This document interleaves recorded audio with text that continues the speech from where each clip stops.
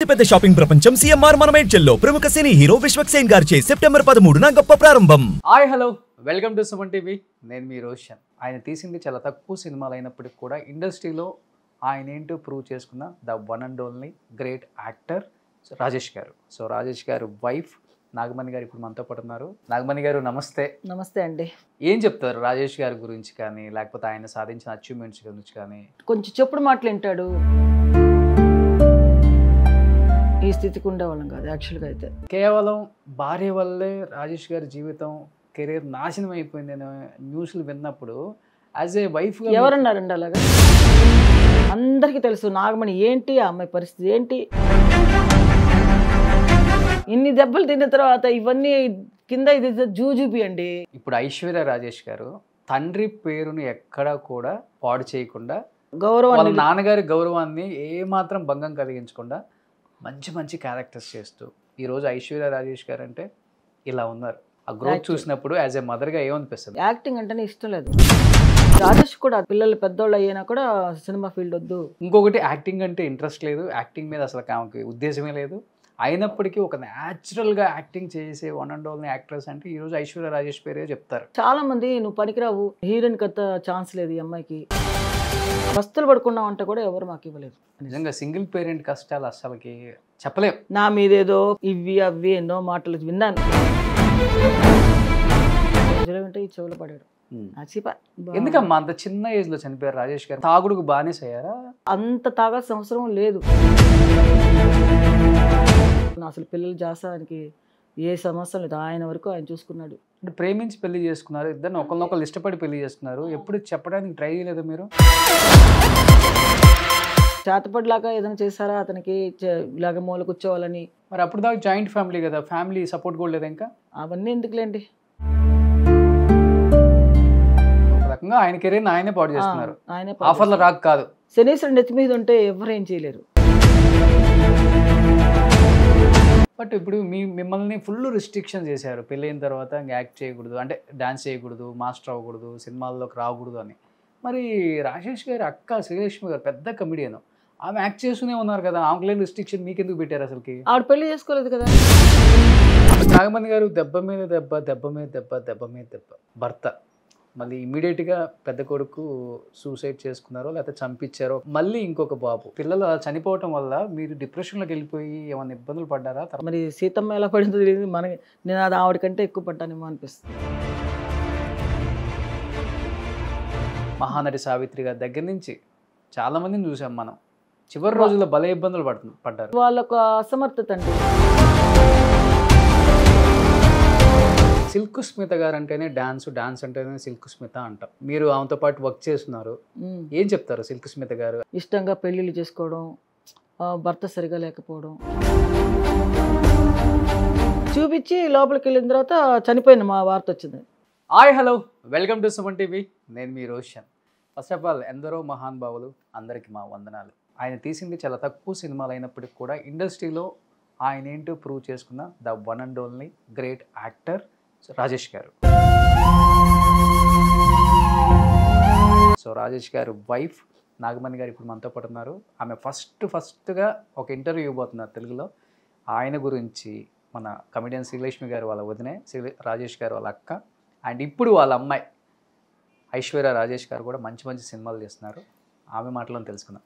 నాగమణి గారు నమస్తే. నమస్తే అండి. అండ్ నిజంగా చెప్పాలంటే ఎటువంటి సపోర్ట్ లేకుండా ఇండస్ట్రీకి వచ్చి ఎన్నో కష్టాలు పడి ఆ కష్టాలను కూడా ఇష్టంగా తీసుకొని మీ వారు చేసిన సినిమాలు 2 జల్ల సీత ఇప్పటికి మా అందరికీ కళ్ళ ముందు ఈటీవీలో ఎప్పుడు టెలికాస్ట్ అవుతూనే ఉంటుంది. ఆనంద భైరవి 1, 2 దాదాపు 40 పైగా చిత్రాలు చేశారు. 40-50 సినిమా 13 సంవత్సరాలలోనే.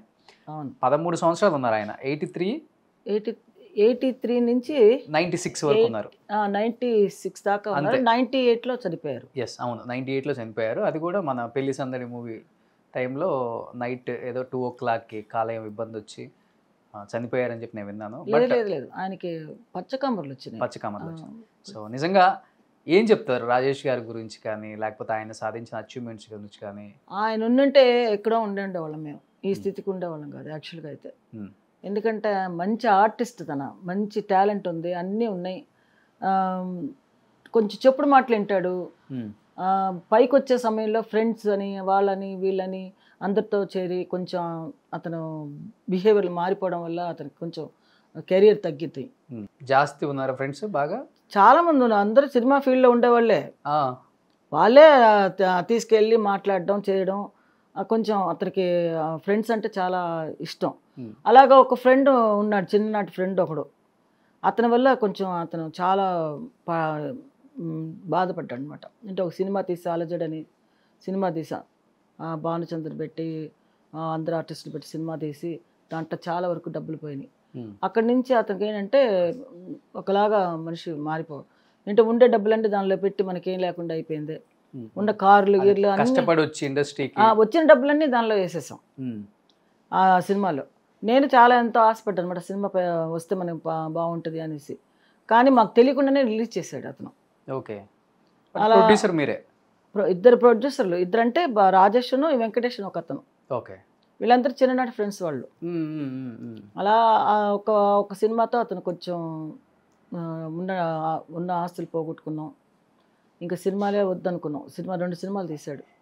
ఆ 2 సినిమాలతో మాకు కొంచెం అక్కడి నుంచి స్ట్రగుల్ అయిపోయాం. ఓకే. నేను మొన్న వచ్చేటప్పుడు కూడా ఒక సినిమా చూశాను, తెల్ల గులాబీలు. తెల్ల గులాబీలు, నెలవంక, 2 జల్ల సీత, చాలా సినిమాలు ఉన్నాయి అతని. మంచి కుటుంబం, భానుప్రియతో చేశాడు, విజయశాంతితో చేశాడు, తులసితో చేశాడు, భానుప్రియతో చేశాడు. చాలా మందితో హీరోయిన్లు అందరితో ఆల్మోస్ట్ అప్పుడుండే హీరోయిన్లతో అందరితో చేశాడు. బాగుంటారు, ఎంత సన్నగా హైట్గా ఎంత అందంగా ఉంటారు ఆయన. రాతనే మనం రాయలేం కదా, రాయలేం, ఏం చేస్తాం. బట్ చాలా స్ట్రగుల్స్ పడుతూనే వచ్చారు కదా మా ఇండస్ట్రీకి. అయినా రాగానే రెడ్ కార్పెట్ ఏం కాదు, రాగానే రెడ్ కార్పెట్ వచ్చాడు కాబట్టి అతనికి స్ట్రగుల్ అవ్వలేదు, ఏం స్ట్రగుల్ అవ్వలేదు అతను అసలు, ఏం అవ్వలేదు. సినిమాల కంపెనీలు ఎక్కి దిగి అదంతా ఏం అవ్వలే. రావడమే నెలవంక సినిమా. మన ఆయన కెమెరామెన్, ఆయన పేరు ఏదో ఉంది, గోపాల్ రెడ్డి గారు. గోపాల్ రెడ్డి గారు చాలా మందిని సెలెక్ట్ చేస్తూ ఉంటే ఎవరు నచ్చలేదు వాళ్ళకి, జంజాల గారికి నెలవంక తీసేప్పుడు. ఆ టైంలో రాజేష్ రికమెండ్ చేశాడు అతను. అప్పుడు రాజేష్ ఏమీ ఒక ఇది లేకుండా టక్కన వెళ్ళి క్యారెక్టర్ ఓకే అయిపోయాడు. ఆ సినిమా పెద్ద హిట్ అయింది, బాగుంది. నెలవంక మంచి సినిమా. తులసి అందులోనే ఫస్ట్ అవును హీరోయిన్గా యాక్ట్ చేస్తుంది అమ్మాయి.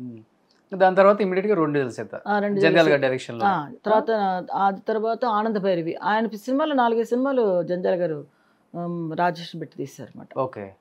ఇంకా చాలా సినిమాలు ఉన్నాయి ఆయనవి.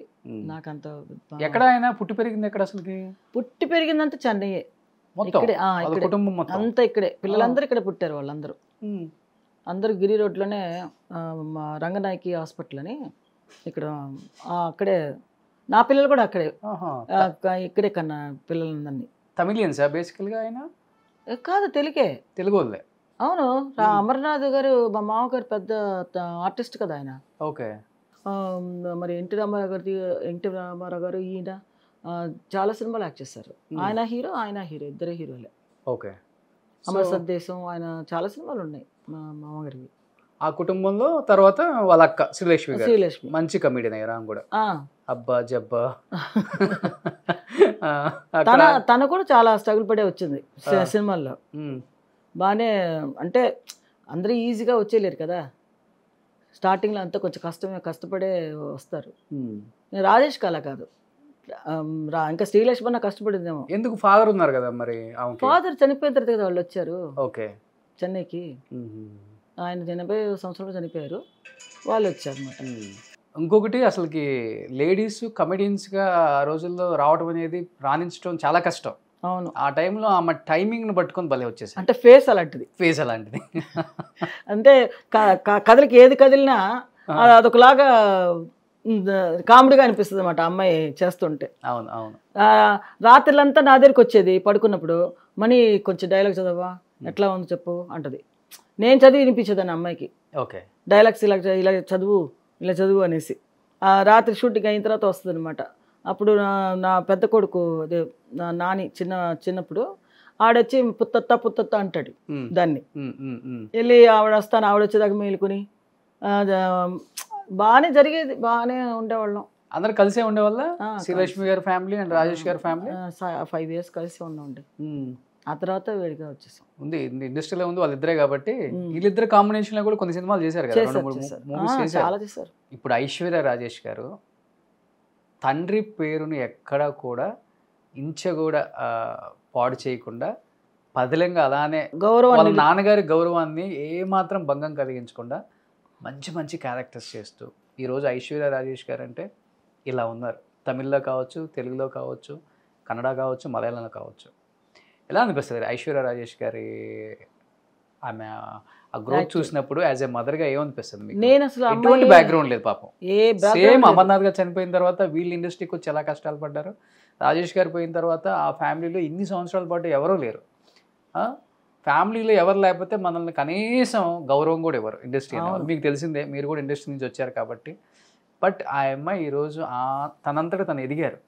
తన ఎదుగుదల చూసినప్పుడు కానీ, తన కష్టాలు చూసినప్పుడు కానీ ఏమనిపిస్తుంది యాజ్ ఏ మదర్గా మీకు? యాక్చువల్గా తన వచ్చి యాక్టింగ్ అంటేనే ఇష్టం లేదు చిన్నప్పటి నుంచి. తన వచ్చి బాగా చదువుకోవాలి, మంచిగా ఉద్యోగం చేయాలి. అలాగే తను అనుకుంది. రాజేష్ కూడా అదే ఇష్టం. ఎవరిది పిల్లలందరినీ యాక్టింగ్ చేయాలనేసి ఆయన కోరుకోలేదు. వద్దే వద్దన్నాడు.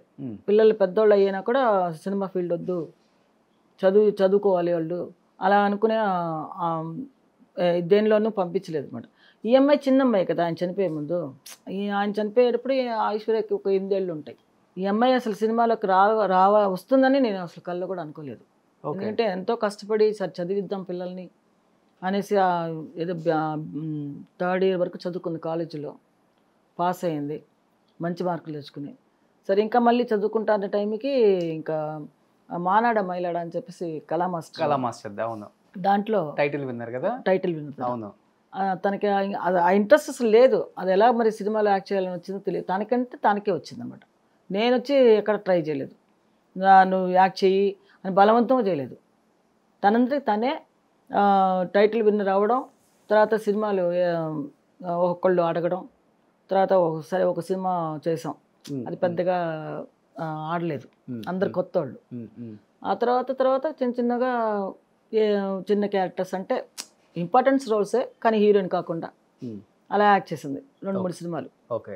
ఆ తర్వాత మళ్ళీ విజయ్ సేతుపతి సినిమా ఒకటి మనకి ఆ అమ్మాయికి అదేంటి పన్నీర్ పద్మిని, ఆ సినిమాలో రమ్మి పన్నీర్ పద్మిని గారు రమ్మిలో చాలా ఒక అమ్మాయి యాక్ట్ చేసి ఆ అమ్మాయి యాక్టింగ్ సరిగ్గా లేదనేసి తీసేశారు. ఆ టైంలో వచ్చి ఈ అమ్మాయిని పిలిచారనమాట. పిలిస్తే ప్రొడ్యూసర్ చూసి వద్దు, ఈ అమ్మాయి అంతగా బాగాలేదు అని చెప్పేసి ఇచ్చేస్తే, అందులో విజయ్ సేతుపతి ఎందుకు బాగాలేదు, అమ్మాయి కళ్ళు బాగున్నాయి, మంచి ఫేస్లో మంచి కళ్ళు ఉంది, ఆ క్యారెక్టర్ సూట్ అవుతుంది అని చెప్పేసి ఆయన రికమెండ్ చేశాడు విజయ్ సేతుపతి. సరే అని ఇంకా ఆ సినిమాలో తన యాక్ట్ చేయడం నిజంగానే మంచి సక్సెస్ అయిందన్నమాట సినిమా. ఆ సినిమా చూసిన తర్వాత పాతింగ్లా ఎలాగ మీరందరూ వద్దన్నారు, అమ్మాయి ఎంత బాగా చేసింది. తర్వాత 2వ సినిమా కూడా ఆయనతో మళ్ళీ పన్నీర్ పద్మిని చేసింది. ఓకే. అది కూడా బాగా వచ్చిందన్నమాట. మీరు ఈ మాట చెప్తుంటే గుర్తొస్తుంది, మనం పాతకాలంలో హీరోయిన్లు పెద్దగా అందంగా ఉండరు, కాకపోతే వాళ్ళ హావభావాలు కావచ్చు, వాళ్ళ కళ్ళు కావచ్చు, వాళ్ళ ఎక్స్ప్రెషన్స్ కావచ్చు, ఇంకా వేరే ఆర్టిస్ట్ అంత అందంగా ఎక్కడ కూడా చూపించలేరు. దానివల్లే వాళ్ళు సూపర్ డూపర్ హిట్ అయ్యారు. వాళ్ళ కలర్ పనికి రాలేదు అక్కడ, వాళ్ళ ఫిగర్ ఇదంతా ఏం పనికి రాలేదు. వాళ్ళ ఫేస్ ఒక్కటే చూసేవాళ్ళం మనం. సావిత్రమ్మ ఉంది, సావిత్రమ్మ ఫేస్ మాత్రమే చూడగలం, ముద్ద బందారం అంతే. అందమైన ఫేస్, కళ్ళు. ఆవిడ చూస్తుంటే మనకు అసలు జీవితమే అసలు ఆవిడ దగ్గర ఉండాలనిపిస్తుంది అంతే. అంత మంచి ఆర్టిస్ట్. అలాంటి ఆర్టిస్టులు ఇప్పుడు ఎవరున్నారు చెప్పలేరు, ఎవ్వరు లేరు. అలాగా ఇప్పుడు ఈ అమ్మాయి కూడా ఏంటంటే పెద్దగా రాణించడం అనేది ఏంటంటే తన ఒక అదే న్యాచురల్గా చేస్తుంది అనమాట. అంటే మామూలుగా మన ఇంట్లో ఎలా మాట్లాడతాం, అవును, ఎలా చేస్తాం, ఏదన్నా సరే న్యాచురల్గా చేస్తుంది. దానిలో తన కొట్టుకుపోయింది అనమాట. ఏ క్యారెక్టర్నా చేస్తుంది. ఇప్పుడు ఏముందమ్మా, ఇప్పుడు అందంగా కనిపించాలంటే ఇంత ఎత్తున పౌడర్ వేయచ్చు, మేకప్ వేయచ్చు, అది కూడా ఏదో దానికి చాలా మంది ఉన్నారు. కానీ ఇలా కనపడే యాక్టర్స్ మనకి ఎవరు లేరు కదా ఇంత న్యాచురల్ గా. మేకప్ కూడా ఎక్కువ వేయదు. నిజంగా ఐశ్వర్య రాజేష్ గారు ఆడియన్స్ కి ఎక్కడ బాగా కనెక్ట్ అయిపోయారంటే ఆమె అపీరెన్స్ వల్లే. ఎక్కువగా బాగా తెలిసింది అక్కడ హైదరాబాద్లో ఎలాగంటే మన అదేంటి కౌశల్య కృష్ణమూర్తి. దానివల్ల తన కొంచెం ఫేమస్ అయింది ఆ సినిమాతో. అవును అవును. ఆ సినిమా కన వచ్చి సూపర్ డూపర్ హిట్ అయింది. చాలా సినిమాలు రిలీజ్ అయిన మధ్యలో తన సినిమా ఓరియంటల్గా తన వచ్చి సపరేట్ క్యారెక్టర్ అమ్మాయిది. ఆ సినిమా రిలీజ్ అయింది. మిగతా సినిమాల కంటే ఈ సినిమా బాగా ఆడింది. అవును. మన ఈయన హీరోగా చేస్తాడే రోమియో, మన శివకార్తికేయన్ గారు. అది చూసారా ఎంత మంచి శివకార్తికేయన్ గారు రోల్ ఆయన ఇవ్వడం, అసలు ఆయన ఎదురు చూడలేదు అసలు ఆ అమ్మాయి అలా చేస్తుందని. చాలా మందిని ట్రై చేశారు ఆ సినిమాలో. రోజు సెలక్షనే. ఒక 30 మంది 40 మందిని చూసుంటారు. క్రికెట్ ప్లేయర్ని చూశారు, తర్వాత ఎవరో ఆర్టిస్ట్ని చూశారు, చాలా మందిని చూశారు. చూసి లాస్ట్కి సరే ఐశ్వర్యని అడిగి చూద్దాం ఎట్లా ఉంటుంది అనేసి అడిగితే, నాకు సస్యంరావు క్రికెట్ రాదు, నేను చేయలేను, అయినా ట్రై చేస్తాను, మీకు కనుక నమ్మకం ఉంటే నేను ఒక 1 వీక్ నేను నేర్చుకుంటాను, నేర్చుకుని మీకు ఓకే అంటే నేను క్యారెక్టర్ చేస్తాను. ఓకే, అలాగే చేసిందనమాట ఆ క్యారెక్టర్. వాళ్ళందరికీ ఇదేంటి ఒక వారంలో నువ్వు ఇంత బాగా బాల్ ఇచ్చేస్తున్నావు, స్పిన్నింగ్ అంత బాగా పట్టుకుంటున్నావు, బాగా బ్యాట్ చేస్తున్నావు, నువ్వే హీరోయిన్ అనేసారు. ఓకే, కసి ఎక్కడి నుంచి వచ్చింది మనకి? ఫ్యామిలీలోనే కసి. ఫ్యామిలీ, మా అమ్మ నన్ను చూసి ఫైనాన్షియల్ గా చాలా వీక్ అయిపోయారు ఆయన చనిపోయిన తర్వాత. మీరే మొత్తం కష్టపడి ఫ్యామిలీని ఇంత దూరం తీసుకొచ్చి నిలబెట్టారంటే మీరే పెద్ద రీజన్ అని చెప్పేసి ఆమె సక్సెస్ స్టోరీలో కూడా ఒకసారి చెప్పారు. ఇంకొకటి, యాక్టింగ్ అంటే ఇంట్రెస్ట్ లేదు, యాక్టింగ్ మీద అసలు ఆమెకి ఉద్దేశమే లేదు, అయినప్పటికీ ఒక న్యాచురల్గా యాక్టింగ్ చేసే వన్ అండ్ ఓన్లీ యాక్ట్రెస్ అంటే ఈరోజు ఐశ్వర్య రాజేష్ పేరే చెప్తారు. ఆమె అందం అక్కడ కాదు, ఆమె ఫేసే చూస్తున్నాం మనం. ఎక్కడి నుంచి వచ్చింది ఈ కసి ఆమెకు అసలుకి? తన జీవితంలో వచ్చి ముందుకు రావాలి పట్టుబట్టింది అనమాట. నేను కూడా ఎందుకు రాకూడదు, ఎందుకంటే చాలామంది నువ్వు పనికిరావు, హీరోయిన్కి అంత ఛాన్స్ లేదు ఈ అమ్మాయికి, ఏదో చిన్న చిన్న క్యారెక్టర్లు ఫ్రంట్ క్యారెక్టర్లు వేయచ్చు అలా అన్నారు. అంటే ఈ అమ్మాయికి ఏమైందంటే దాని మీద ఎందుకు నేను రాకూడదు అని ఒక పట్టుదల, దాని మీద వచ్చి తనకు నమ్మకం అనమాట, నేను వస్తాను తప్పకుండా అని చెప్పేసి. ఏం చేసిందంటే అప్పుడు కొత్తలో ఒక మాస్టర్ ఉన్నాడు, ఒక ఆయన ఏం చేశాడంటే మంచి క్యారెక్టర్ ఇస్తానని చెప్పి తీసుకెళ్ళి గుంపులో గోవిందులాగా నడిపించుకుని తీసుకొస్తున్నాడు. నేనన్నాను ఇలాంటి వేషాలన్నీ వేయకూడదు తమ్ములు, వద్దు వెళ్ళొద్దు, అసలు ఏం అవసరం లేదు, మనకేం తిండికి లోటు లేదు, ఏదో నేను కష్టపడుతున్నాను, ఇంట్లో నా ఇన్ని రోజులు కాపాడుకుంటూ వచ్చాను, ఇంకా నువ్వు నా కోసం నువ్వు ఎక్కడికి వెళ్ళకూడదు అని చెప్పేశాను. అలాగా తనకేంటంటే ఇంకా అలాంటివి చేయకూడదు, ఏంటి చిన్న చిన్న పనులు అంటే అమ్మకు ఒక 500 రూపాయలన్నా మనం కష్టపడి ఇద్దాము. అండ్ నాకు బ్యాక్గ్రౌండ్ ఎవ్వరు ఒక్క రూపాయి సింగిల్ పైసా కూడా నా వాళ్ళు అనేవాళ్ళు ఎవరు నాకు హెల్ప్ చేయలేదు. మేము చాలా పస్తులు పడుకున్నామంటే కూడా ఎవరు మాకు ఇవ్వలేదు. ఓకే, అలాంటి పరిస్థితుల్లో కూడా నేను కష్టపడి తీసుకొచ్చి నేను మా పిల్లలకి నేను చదువులు చెప్పించి చిన్న స్కూల్లో నుంచి పెద్ద స్కూల్లో నుంచి ఇంకో పెద్ద స్కూల్ అలా వేశాను. తర్వాత మోహన్ బాబు స్కూల్లో హాస్టల్లో చెప్పించాను 3 పిల్లల్ని. నా దగ్గర ఉంటే నేను చూసుకోలేను, రియల్ ఎస్టేట్ అన్నీ తిరగాలి అని చెప్పేసి నేను హైదరాబాద్లోనే చాలా ఒక 1 ఇయర్ నేను రియల్ ఎస్టేట్ కోసం అక్కడే ఉండిపోయాను. హైదరాబాద్లో ఉంటే అక్కడ శంషాబాద్లో ఒక ల్యాండ్లో వేస్తే అక్కడ నాకు ఒక టీం రెడీ చేసుకుని వాళ్ళందరినీ నా కింద నాకు 400 వచ్చింది అనుకోండి, పక్కన వాళ్ళకి 200, ఇంకొక అమ్మాయికి 100 రూపాయలు, అట్లా ఒక టీం ఏర్పరచుకున్నాం అనమాట. మేమే చేసుకుని డైలీ వెళ్ళడం రావడం. శంషాబాద్కి వెళ్ళి అది బ్యూటీ కింగ్డమ్ అని చెప్పేసి బ్యూటీ ఆర్చర్డ్స్ అక్కడ రిసార్ట్స్ నర్సారెడ్డి గారు అని చెప్పి ఆయన ఎండి, ఆయన దగ్గర నేను చాలా సంవత్సరాలు పనిచేశాను. ఇక్కడ నుంచి ఆయన హైదరాబాద్ వెళ్ళారు అనమాట. మగవాళ్ళే రియల్ ఎస్టేట్ చేయడం కోసం అల్లాడిపోతుంటారు. అదే నేను ఒక టీం తయారు చేస్తాను అనమాట. నేను ఇనిషియల్ డేస్ లో ఎన్ని కష్టాలు ఉంటాయి కదా, మరి ఒక ఫ్లాట్ అమ్మాలంటే ఎంత కష్టం. నేను చాలా అమ్మించాను, 100 ఫ్లాట్లు అమ్మించాను అక్కడ. ఆ వచ్చే కమిషన్తో కొంచెం ఒక సైట్ తీసుకున్నా కూడా కోటేశ్వరాలని నా పిల్లలు అదే తిడతారు, ఏమ్మా ఇంతమందికి ఇప్పించావు, ఒక్క ఫ్లాట్ నువ్వు పెట్టుకోలేదా అని. ఎక్కడా అవన్నీ పెట్టుకుంటే నాకు ఎక్కడ కుదురుతుంది, మీ అందరికి చదువు చెప్పించాలి, మనం అందరినీ బాగుపరచాలంటే అక్కడ ఫ్లాట్ కొనుక్కొని అది చూసుకుంటూ కూర్చుంటాం మనం, అక్కర్లేదు. వచ్చేది ఇప్పుడు 1 లక్ష రూపాయలు ఇచ్చిందా 2 లక్షలు ఇచ్చిందా, వాళ్ళ చదువుకు 4 చదివించాలి నేను. 4కి మరి చూడాలంటే మాటలా కష్టం కదా, మగ దిక్కు లేరు. ఆయన చనిపోయిన తర్వాత నేను అనాదిలాగా అయిపోయాను. ఇంకా ఏం చేయాలో అర్థం కాలేదు జీవితంలో, ఏం చేస్తాను, ఎలా దేవుడు నన్ను ఎలా చేస్తాడు, గట్టెక్కిస్తాడు అంటే అలాగా అనుకుంటూ ఉన్నప్పుడు గబుక్కొని ఈ అమ్మాయి నాకు చేయందిచ్చింది, నేనున్నాను. నిజంగా సింగిల్ పేరెంట్ కష్టాలు అసలుకి చెప్పలేం. కానీ అందులోనే చాలా నా మీదేదో ఇవి అవి ఎన్నో మాటలు విన్నాను. చాలా ఏమిన్నారు మీరు? వద్దులేండి, అవన్నీ వద్దు, నేను చెప్పను. నాకు అలాంటి మనస్తత్వాలు లేవు. ఏదైనా సరే మనం ఇప్పుడు ఒకటి ఏదన్నా ఉంటే మనలో మనమే చూసుకోవాలి, బయట చెప్పుకోకూడదు. ఇప్పుడు నేను మీకు ఏదైనా చెప్పానుకోండి, మీ మనసులో ఉండాలి, నా మనసులో ఉండాలి. ఇంకోటి ఏంటంటే కొంతమంది ఓహో ఆహా వెనక నాగమణి చాలా మంచిది మన ముందు మాట్లాడతారు, చాలా మంచి అమ్మాయి, అయ్యో అసలు ఇంటికి వెళ్తే అసలు అమ్మాయి ఎంత మర్యాద చేస్తుంది, అసలు అలాంటి అమ్మాయిని చూడలేం అని అంటారు, వెనకాలకి వెళ్ళి ఏదో మాట్లాడతారు. అలా చాలా జరుగుతుంటాయి కదా జీవితంలో, ఇండస్ట్రీలో ఇంకా ఎక్కువ అన్ని ప్రపంచం కదా కొంచెం, అన్ని విని విని విని ఏదో ఈ చెవులు వింటే ఈ చెవులు పడాడు అచ్చిపా. మన జీవితం మనసు కూడా రాయి అయిపోయింది కదా. ఎవరు ఏం మాట్లాడినా నేను పట్టించుకోనండి, నాకు అనవసరం. ఇప్పుడు నాకు కావాల్సిన నా పిల్లలు బాగుండాలి, వాళ్ళ వరకు నేను చూసుకుంటాను, అంతవరకే. నాకు ఇంకా వేరే ప్రపంచం అవసరం లేదు. ఐశ్వర్య రాజేష్ గారిది సక్సెస్ స్టోరీ నేను ఆమెకు కూడా చెప్పాను కదా వీడియో కాల్లో, నేను ఒక 100 times పైన విని ఉంటా. ఈవెన్ మీ ఇంటర్వ్యూకి వచ్చే ముందు కూడా నేను విన్నాను. మళ్ళీ కళ్ళమ్మటి ఒక్క కన్నీరు చుక్క రాకుండా ఆమె సక్సెస్ స్టోరీ చెప్తే కొన్ని వేల మంది కళ్ళమ్మటి నీళ్ళు తెచ్చుకున్నారు. అవును, వాస్తవంగా చెప్పాలి, వాస్తవం అంటది. ఆ అమ్మాయి మనసు కూడా అంతా రాయి అయిందా అనిపించింది నాకు కూడా. బట్ మిమ్మల్ని చూసిన తర్వాత అనిపించింది నిజంగా రాయి అయిపోయింది ఆమెకి. చిన్నప్పటి నుంచి కష్టాలు ఇవన్నీ చూసి చూసి చూసి మనిషి అనేవాళ్ళు ఇంకెట్లయిపోతాం అట్లా అయిపోయింది ఆమె కూడా అనిపించింది. మీ గురించి చెప్పేటప్పుడు నిజంగా 38 ఏళ్లకే మీ వారు చనిపోయారు. ఆయన చనిపోయినప్పుడు ఆ అమ్మాయి వయసు 8. ఆయన చనిపోయిన 2 సంవత్సరాలకే మళ్ళీ మీ పెద్ద కొడుకు ఒక అమ్మాయిని ప్రేమించి సూసైడ్ చేసుకున్నాడో లేకపోతే వాళ్ళు చంపేశారో అని తెలియదని చెప్పి ఒక మాట అన్నారు. ఇంకొకటి అది జరిగిన కొన్నాళ్ళకే 20 years ఇంకొక కొడుకు బైక్ యాక్సిడెంట్ లో చనిపోయారు. బైక్ కాదు, కార్ యాక్సిడెంట్ లో చనిపోయారు. ఇంకా మిగిలిన నేను, మా బ్రదరు, మా అమ్మ, అంతే ముగ్గురుమే.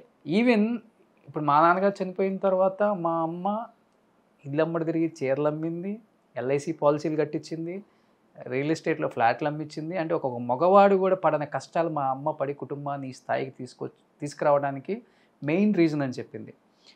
ఇంకొకటి నాన్న చనిపోయినప్పుడు ఫైనాన్షియల్గా ఏమీ లేదు, జీరో. అవును, ఏమీ లేదు, తెచ్చుకుంటే తినాలి లేకపోతే పస్తు పడుకోవాలి. ఆయన కోసం చాలా అప్పులు చేశాను కూడా. రాజేష్ బతుకు ఏం చెప్తారు అసలు ఈ స్టోరీ గురించి, ఏం చెప్తారు మీరు పడ్డ కష్టం? అంటే ఇదంతా తలుచుకున్నప్పుడు ఒక్కొక్కరు తలరాత అంతే. ఇప్పుడు మనం ఓహో అనుకుంటాం జీవితంలో, చాలా మనం చాలా సుఖపడిపోతాం, హ్యాపీగా ఉంటాం అనేసి అనుకుంటాం లైఫ్. ఇప్పుడు మా ఆయన ఉన్నప్పుడు ఆయన బాగా సంపాదిస్తాడు, బాగా పైకి వస్తాడు అని మన కళ్ళు కనొచ్చు చాలా. అసలు యాక్చువల్గా అయితే హైదరాబాద్లో పెద్ద ఇల్లే కట్టుకుని ఉండొచ్చు ఆయన ఉండే పరిస్థితికి. కానీ ఏంటంటే కొన్ని అలవాట్లకి లోన్ అయిపోయి ఫ్రెండ్స్తో తిరిగి అతను కెరీర్ అతనే పాడు చేసుకున్నాడు. కానీ అదేంటంటే నేనేదో పాడు చేసినట్టుగా కూడా మాట్లాడారు. అది వచ్చి నాకు చాలా మనసు కష్టమైంది. బట్ అవన్నీ నేను డోంట్ కేర్, నాకు అవసరం లేదు, ఎవరు మాట్లాడినా నాకు అవసరం లేదు. ఎందుకంటే నాకు కావాల్సింది వచ్చి నా లైఫ్, నా గురించి నాకు తెలుసు. ఇప్పుడు ఎవరో ఏదో మాట్లాడారు కదా అనేసి అవన్నీ నిజాలు అయిపోవు కదా. అది నిజాలు అయిపోతే ఇంకా జీవితాలే ఉంది. వాళ్ళ వెనకాల ఏముందని చూసుకుని ఇంకొకళ్ళు మాట్లాడాలి, అంతే కదా. ఎప్పుడు ఒకరిని విమర్శించడం కాదు. ఇప్పుడు నేను మిమ్మల్ని విమర్శించానంటే నన్ను విమర్శించుకునేటప్పుడు నా వెనకాల నేనేంటి, నా జీవితం ఏంటని నేను విమర్శించుకుంటే కానీ ఇంకోళ్ళు మనం విమర్శించడానికి లేదు. అవును, అలాంటప్పుడు మనం వచ్చి ఎవరిని మనం ఏం అంటానికి లేదు. అందరూ కష్టపడే వస్తాం, వాళ్ళ కష్టాలు వాళ్ళకు ఉంటాయి. మన కష్టం మీకు చెప్తే మీరు తీరుస్తారా, అరుస్తారా? ఎవరు తీర్చరు కదా. ఈరోజు మనం కూర్చొని తింటున్నాం అంటే నా కూతురు పైకి వచ్చింది, ఆహా నాగమణి, ఆ రోజు వచ్చి నాగమణినా అనేసి అంటారు. ఈరోజు అమ్మ నమస్కారం అమ్మా, బాగున్నారమ్మా, అలా ఉన్నారమ్మా అంటారు. ఎందుకు తేడా చూడండి. ఇదే మనుషుల దగ్గర అలా మాట్లాడిస్తుంది. ఇదే కొంచెం మా చుట్టాల దగ్గరికి నేను వెళ్ళి ఒకరోజు నా పిల్లలకి చదువుకు 500 రూపాయలు లేదండి ఇవ్వండి అని అడిగితే మాది మేము కడుక్కొని చూసుకోవాలి, మేము తినిన తర్వాత ఇంకోటి చూడాలన్నారు. అది పేరు చెప్పను. అలాంటి కష్టాలన్నీ పడ్డాను. అంటే 500 రూపీస్ లేదు స్కూల్లో, ఓలింజ స్కూల్లో డబ్బులు కట్టడానికి. 500 రూపాయలకి రేపు ఇస్తానండి అంటే కూడా వినలేదు. అలాంటప్పుడు మనకు ఎంత మనసు కష్టంగా ఉంటుంది. అయిన వాళ్ళే మళ్ళీ అలాగా చాలా స్ట్రగుల్ పడ్డాంలేండి. ఎందుకమ్మా అంత చిన్న ఏజ్ లో చనిపోయారు రాజేష్ గారు? 38 ఏళ్ళ ఫ్రెండ్షిప్ ఓకే, తాగుడుకు బానిస అయ్యారా? అంతే కదా అర్థం. అలాగే మరి అదే కదా అర్థం చేసుకోవాలి. తాగుడు బానిస అవ్వడం అనేది అంత తాగాల్సిన అవసరం లేదు. అది అంతా అడిక్ట్ అయిపోయాడు. పిల్లలు ఉన్నారని కూడా ఆలోచించలేదు. 4 పిల్లలు పెట్టుకుని ఎలా మన ఇలా ఎలా లాక్కొద్దామని అసలు పిల్లలు జాసానికి ఏ సమస్య లేదు. ఆయన వరకు ఆయన చూసుకున్నాడు అంతవరకు. మాకు అసలు ₹1 ఆయన మాకు ఇవ్వలేదండి. సినిమాలు చేసేటప్పుడు కూడా నేను ఎప్పుడు ఏమీ లేదు. అంటే ప్రేమించి పెళ్లి చేసుకున్నారు, ఇద్దరు ఒకళ్ళు ఇష్టపడి పెళ్లి చేసుకున్నారు, ఎప్పుడు చెప్పడానికి ట్రై చేయలేదు మీరు? ఏం చెప్తాం, మనం ఎందుకు ఈ లైఫ్ అలా కదా అది కుటుంబంలో మేము అందరం కలిసి ఉన్నాం కదా, అప్పుడు నేనేం మాట్లాడలేను కదండి. అది వేరే, అది అది అది ఫ్యామిలీ. ఇది నాకంటూ ఇప్పుడు మా ఆయనకంటే ఏమి ఒక ఇల్లు వాకిలో అదంతా ఏం కట్టుకోలేదు. అప్పటికి నేను నా బలవంతంగా నేను ఒక ఫ్లాట్ తీసుకుంటే అది కూడా ఇంకా ఇలాగ అయినప్పుడు ఇంకేం కడతాం డబ్బులు, అది కూడా అమ్మేసుకో అంటే వాళ్ళు వాడికి ఇచ్చిన డబ్బులు తీసుకుని మళ్ళీ మేము వాడుకున్నాం. అలా 2-3 ఫ్లాట్లు నా ఫ్లాట్ నేను అమ్మేశాను. నాకు నేను ఒక ఇల్లు కొనుక్కున్నాను, అది కూడా అమ్మేసుకున్నాను నేను. నాకంటూ కూడా నేనేం ఉంచుకోలేదు. ఆయన హాస్పిటల్ బిల్ అదంతా నేనే చూసుకున్నాను. ఆయనకు హాస్పిటల్లో అంతా చాలా ఖర్చు అయింది. అప్పుడు అదేంటి హాస్పిటల్కి వెళ్తే ఒక్కొక్క నెల హాస్పిటల్లోనే ఉంచేదాన్ని. మారి బాగానే వచ్చేవాడు, మారి వచ్చి బాగా హ్యాపీగా ఉండేవాడు. చాలా మారిపోయాడు అనుకునేదాన్ని. మళ్ళీ వైట్ షర్ట్ ప్యాంట్లు వేసుకొని సినిమా రిలాక్స్ చేస్తానే అది ఇదని అలా అనేసి మళ్ళీ ఏదో ఒక్కరోజు ఎవరితో ఫ్రెండ్ వచ్చేదన్నా కొంచెం మందు తాగేస్తే చాలు మళ్ళీ మామూలు అయిపోయాడు. అట్లా అంతే, మనం ఏం చేయాలి. ఓవర్ డ్రింకింగ్ అసలు లేదు, అసలు డ్రింక్ చేసేవాడు కాదు ముందంతా. అలాంటిది అతనికి ఆ 2 సినిమాలు దెబ్బతినడం, మోసపోయాడు. డబ్బులంతా ఏమార్చారా? ఏమార్చారు. ₹1 రాలే మా కథలో. మేము పెట్టిన డబ్బులన్నీ పోయినాయి, కారు గీరు అన్నీ పోయినాయి, ఇల్లు అన్నీ అమ్ముకున్నాం. మాకు ఫ్లాట్ ఉండేది, అది కూడా అమ్మేసి నేను అన్ని అప్పులు తెచ్చాను అనమాట. అప్పులు తెచ్చి బయటపడ్డాం. సో ఆయన చనిపోయినప్పటికీ ఇంకా జోబులో ఏం లేదు? ఏమీ లేదండి, అసలు ఏముంటుంది. మరి అప్పుడు దాకా జాయింట్ ఫ్యామిలీ కదా, ఫ్యామిలీ సపోర్ట్ కూడా లేదు ఇంకా? అవన్నీ ఎందుకులేండి, వద్దు. కానీ ఆయన చనిపోయినప్పటికీ 38 అంటే మీకు కూడా అంతే 39-40. మీకన్నా చిన్న వాళ్ళే కదా ఆయన? 2 years చిన్న. ప్రేమించినప్పుడు తెలియదు చిన్న ఆయనని? తెలుసు, నేను చెప్పేశాను ఆయన, తనకు చెప్పా. నేనే అబద్ధాలు చెప్పాల్సిన అవసరం ఉంది. 40 సంవత్సరాలకి భర్త, 4 పిల్లలు, భర్త లేరు, ఇంకా మనమే ఈ కుటుంబాన్ని ఇంక ముందుకు నడపాలి అన్నప్పుడు అప్పటికి ఆయన ఉన్నప్పుడే సారీస్ అన్ని స్టార్ట్ చేశాను కదా, ఇన్సూరెన్స్ అన్ని అప్పుడు అతను ఉన్నప్పుడే చేసేదాన్ని. రియల్ ఎస్టేట్ చేశాను అతను ఉన్నప్పుడే చేశాను.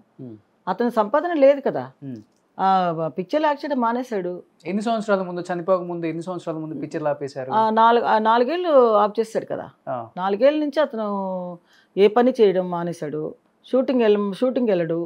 షూటింగ్ పిలిస్తే రామనాయుడు గారి సినిమాలో షూటింగ్కి బండి వస్తే నాకు ఒంట్లో బాగాలేదు నేను రానని చెప్పేసి అంటాడు. శోభన్ బాబు వాళ్ళంతా వెయిటింగ్లో ఉంటారు అనమాట. అలా చేస్తే ఇండస్ట్రీలో ఊరుకోరు కదా. అలా పాడు చేసుకున్నాడు లైఫ్ని. ఒక రకంగా ఆయన కెరీర్ని ఆయనే పాడు చేస్తున్నారు. ఆఫర్లు రాక కాదు, ఆఫర్లు వచ్చినాయి, చాలా వచ్చినాయి. అదే అంటారు కదండి, ఇప్పుడు శనీశ్వరుడు నెత్తి మీద ఉంటే ఎవరేం చేయలేరు. ఇప్పుడు మంచిగా మన మనిషి మారదామన్నా కూడా మారనివాడు అనుకుంటా దేవుడు. అట్లా పరిస్థితి అనమాట అతనిది. పెళ్ళయ్యాక ఎన్ని సంవత్సరాలు కలిసి ఉన్నారమ్మా? ఉన్నాం చాలా. ఆయన చనిపోయేంత వరకు నేనే కదా చూసుకున్నాను. మహా అయితే ఒక 12-13 సంవత్సరాలే కదా. 81 నుంచి 98 అంటే చూడండి ఎన్ని సంవత్సరాలు. 98 వరకు ఉన్నారు. 98లో చనిపోయాడు అతను. బట్ మీ కెరీర్ అంతా కూడా పెళ్ళైన తర్వాత మీరు ఆపేశారు. ఎప్పుడో మంచి డాన్సర్ మీరు. అన్నీ ఎప్పుడో ఆఫ్ చేశాను. అందరు తిట్టారు. నాగేశ్వరరావు గారు అయితే కూర్చుని 1 గంట సేపు నాకు ఇది నీకు చెప్తున్నాను, నువ్వు పెళ్ళయిందనేసి నువ్వు మానేక, నువ్వు వచ్చి నువ్వు చెయ్యి, నువ్వు ఇది మా డాన్స్ మాత్రం వదలొద్దు, నువ్వు మంచి డాన్స్ మాస్టర్ అవుతావు.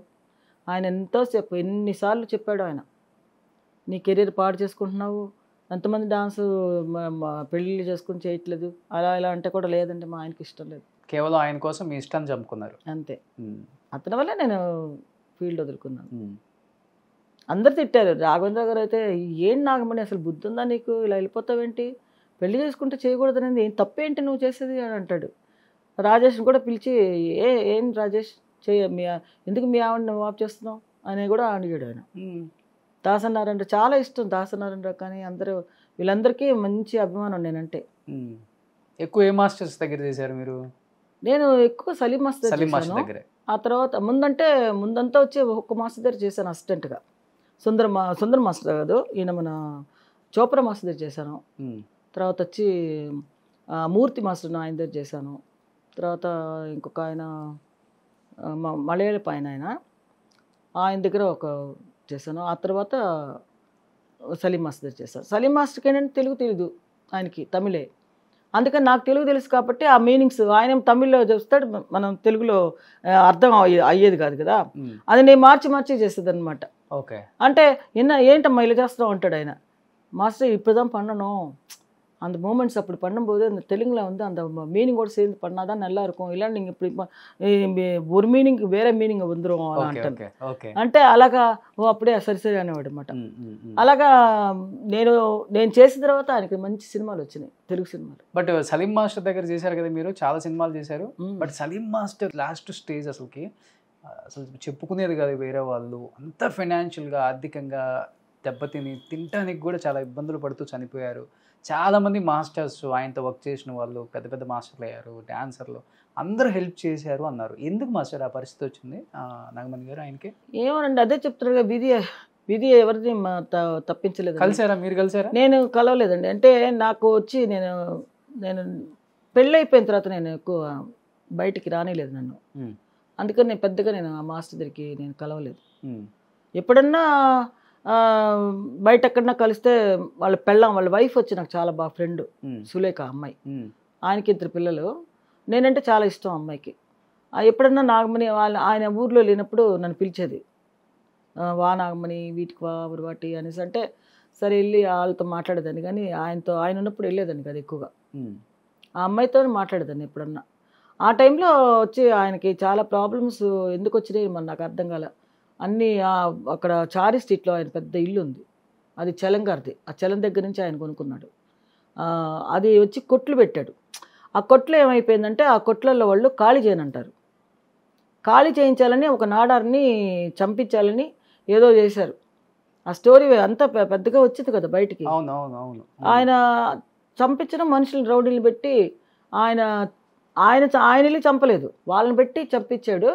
అలా వెళ్ళి మాటల్లో టక్కని చేసేప్పుడు మెడ తెగిపోయింది అనమాట. మాస్టర్ది కాదు, నాడారు అనేసి అతను. ఆయన కొట్లు 4 కొట్లు అండి, సలీం మాస్టర్వి అవి. ఆ 4 కొట్లు ఒక నాడారు అతను ఖాళీ చేయమంటే చేయను అంటున్నాడు. అంటే ఆయన ఇల్లు అమ్ముకోవాలి, ఇల్లు అమ్మాలంటే వాళ్ళు ఖాళీ చేసేవాలి. వాడు ఖాళీ చేయనంటే చాలా సంవత్సరాలుగా ఖాళీ చేయంటే ఖాళీ చేయలేదు అనుకుంటా. ఆ టైంలో రౌడీలను పెట్టి అతను ఇంట్లో ఉన్నాడు. ఆ రౌడీలు వెళ్ళి కొట్లో వెళ్ళి గలాట చేశారు. వాడు నువ్వేం చేసుకుంటావు చేసుకో అన్నాడు ఆ కొట్టోడు. ఏం చేసుకుంటున్నా చూడని కత్తితో ఇలా అన్నప్పుడు తల తెగిపోయింది. అది పోలీసులు కంప్లైంట్ ఇచ్చి నేరుగా అసలు ఎవరు చనిపోయాడంటే ఆ నాడారు కొడుకు చనిపోయాడు, చిన్నోడు. దానివల్ల ఆయనకు ప్రాబ్లమ్స్ అన్నీ వచ్చినాయి. అక్కడే వెళ్ళడం పోలీసు వాళ్ళు నేరుగా లోపలికి వెళ్ళి ఆయన పట్టుకొని ఆయన బాత్రూంలో దాక్కున్నాడంట. బాత్రూంలో పగులు కొట్టి బయట తీసుకొచ్చి దీంట్లో జైల్లో వేశారు. ఓకే. అక్కడి నుంచి మరి చాలా మరి ఆ తర్వాత ఏమైందో మనకు తెలియదు. మీరు కలవలే ఎప్పుడు కలవను నేను అసలు. ఈ స్టోరీ మాత్రం చెప్పారు నాకు. ఓకే. బట్ ఇప్పుడు మిమ్మల్ని ఫుల్ రిస్ట్రిక్షన్ చేశారు పెళ్ళైన తర్వాత, యాక్ట్ చేయకూడదు, అంటే డాన్స్ చేయకూడదు, మాస్టర్ అవ్వకూడదు, సినిమాల్లోకి రాకూడదు అని. మరి రాజేష్ గారి అక్క శ్రీలక్ష్మి గారు పెద్ద కమెడియన్, ఆమె యాక్ట్ చేస్తూనే ఉన్నారు కదా, ఆమెకు రిస్ట్రిక్షన్ మీకు ఎందుకు పెట్టారు అసలుకి? ఆవిడ పెళ్లి చేసుకోలేదు కదా, ఆవిడ పెళ్లి చేసుకుంటే అలా ఉండదు, ఆవిడ లైఫ్ తెలియదు కదా మనకి. నేను మ్యారేజ్ చేసుకున్నాను కాబట్టి ఇతనికి ఇష్టం లేదు. ఓకే. రాజేష్కి. బట్ ఆమె ఎప్పుడు సపోర్ట్ చేయలే, చేయని ఏమవుతుంది, నేను ఉన్నాను కదా ఫీల్డ్లో. సపోర్ట్ చేస్తే అంటే చేస్తారు, ఎందుకు చేయరు, సపోర్ట్ చేస్తారు, చేయమనే చేస్తారు. బాగానే ఉందా మీ ఇద్దరి మధ్య బాండింగ్? బాగానే ఉంటుందా ఫస్ట్ నుంచి ఇప్పటికే? ఇప్పుడు కూడా మొన్న కూడా వచ్చేసి వెళ్ళింది. వస్తారు రోజు, ఎప్పుడో కలుస్తూనే ఉంటాం. నేను నిన్న కూడా వెళ్ళి చూసి వచ్చాను, ఇక్కడే ఉంటుంది కదా వడపల్లిలో. ఓకే. సో ఇప్పుడు ఫ్యామిలీ అంతా బాగా ఉంటాం అండి, మాకేం లేదు. మా ఆడపడుచులు అందరూ బాగానే ఉంటాం. పద్మ, నేను, వాళ్ళ పిల్లలు. ఎప్పుడు ఐశ్వర్య గారు సక్సెస్ అయిన తర్వాత లేదా బిఫోర్ నుంచి కూడా బాగుంటారా? ఎప్పుడు మామూలు మాటలు అన్నీ ఎప్పుడు ఉంటాయి, అదేం లేదు, ఎప్పుడు బాగానే. సక్సెస్ అనేది ఉంది, వాళ్ళ బ్యానకోళ్ళు పైకి వచ్చిందంటే వాళ్ళకి ఇష్టమే కదా. సక్సెస్ అయిపోవడం అనేది అలా మన అంటే మేము పైకి వచ్చినప్పుడు కూడా వాళ్ళు ఎవరు సపోర్ట్ కాదు అంటున్నా. ఆ అమ్మాయి అంత నా సపోర్ట్ కాదు. అవును, నా సపోర్టే లేనప్పుడు ఇంకెవరు సపోర్ట్ కావాలి? తనంతటి తన వచ్చి ట్రై చేసుకుంటే తనంతటి పైకి వచ్చింది అంతే. ఓకే. నేనుగా వెళ్ళి ఒక ప్రొడ్యూసర్ని వెళ్ళి అడగలేదు, మా అమ్మాయికి వేషం ఇవ్వండి అనేసి. ఎందుకంటే మీకు ఇండస్ట్రీ టచ్ లేదు కదా, మొత్తం టచ్ ఉంది, ఉందా? ఉందిగా, ఎందుకు లేదు, ఇండస్ట్రీ టచ్ లేదా, అందరు తెలిసిన వాళ్ళే కదా. ఇప్పుడు రాఘవేంద్ర గారు నడితే ఇవ్వరా, లేదంటే ఇక చాలా ఇయర్స్ అయిపోయింది కదా, ఎన్ని ఇయర్స్ అయినా ఇప్పటికి కూడా వాళ్ళు మర్చిపోలేరు నన్ను, ఎప్పుడు మర్చిపోలేదు. ఎందుకంటే నేను అన్ని పిక్చర్లు ఆయన చేశాను. నేను దాసనారాయణ కానీ, మరి ఈయన రాఘవేంద్ర గారు కానీ, కోదండరామరెడ్డి గారు కానీ, తర్వాత చాలామంది ఉన్నారు కదా, బి గోపాలు, వాళ్ళందరూ నేను అన్ని సినిమాలు చేశాను కదా. బట్ నాగమణి గారు దెబ్బ మీద దెబ్బ, దెబ్బ మీద దెబ్బ, దెబ్బ మీద దెబ్బ, మగవాళ్ళకి తగిలితేనే తట్టుకోలేం. అలాంటిది ఒక లేడీ భర్త మళ్ళీ ఇమీడియట్గా పెద్ద కొడుకు సూసైడ్ చేసుకున్నారో లేకపోతే చంపించారో, ఒక అమ్మాయిని ప్రేమించి అది మనకి ఈ రోజు వరకు తెలీదు. మళ్ళీ ఇంకొక బాబు. అసలు ఏంటి, అసలు పిల్లలు చనిపోవటం వల్ల మీరు డిప్రెషన్లోకి వెళ్ళిపోయి ఏమైనా ఇబ్బందులు పడ్డారా? చాలా ఇబ్బందులు పడ్డానండి, అదే చెప్తున్నాను కదా, చాలా ఇబ్బందులు పడి నేను అసలు మనిషిని అవ్వడానికే చాలా రోజులు పట్టింది. ఇంకా నేను అసలు అన్ని దేవుళ్ళని పగలు కొట్టేస్తాను ఇంట్లో. నా రెండో అబ్బాయి చనిపోతానే మొత్తం దేవుడి ఫోటోలు తీసి అన్ని ఇసిరి కొట్టేస్తాను. దేవుడిని పూజ చేయడం మానేస్తాం మేము చాలా సంవత్సరాలు. ఇంట్లోకి అసలు ఒక్క దేవుడిని కూడా రావనిలే, వద్దు నాకు అసలు ఎవరు, దేవుడే హెల్ప్ చేయలేదు, అన్ని కష్టాలు పెట్టాడు దేవుడు, అన్నీ ఇంత ఇంత మరి సీతమ్మ ఎలా పడిందో తెలియదు మనకి. నేను అది ఆవిడకంటే ఎక్కువ పడ్డానేమో అనిపిస్తుంది. అన్ని కష్టాలు పడి ఈరోజు హ్యాపీగా ఉన్నానండి. నాకు ఇప్పుడు నాకు బాధలు ఏం లేవు, అవన్నీ వదిలేస్తాను. ఇంకా ఎందుకు ఆ బాధలు చెప్పుకోవడం, అంతే కదా, అవసరం లేదు. పెద్ద అబ్బాయి చనిపోయి ఎన్ని సంవత్సరాలు అయింది? అయిపోయాను, 2003లో చనిపోయాడు. 2008లో చిన్న అబ్బాయి చనిపోయాడు. సూసైడ్ చేసుకున్నారా? రెండో అబ్బాయి యాక్సిడెంట్. అది ఓకే, అది తెలుసు. పెద్ద అబ్బాయి సూసైడ్ చేసుకున్నాడు అని చెప్పారు, మనకు తెలియదు.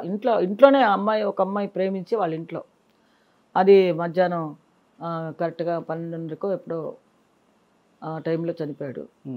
అది మాకు చెప్పింది 2:30 గంటలకు చెప్పింది. మేము అందరం వెళ్ళాం హాస్పిటల్ దగ్గరికి, భారతీరాజ హాస్పిటల్లో బాడీ ఉంచారన్నమాట. ఏం చెప్తాం, ఇంకా అప్పుడే సగం పోయింది ప్రాణం నాకు.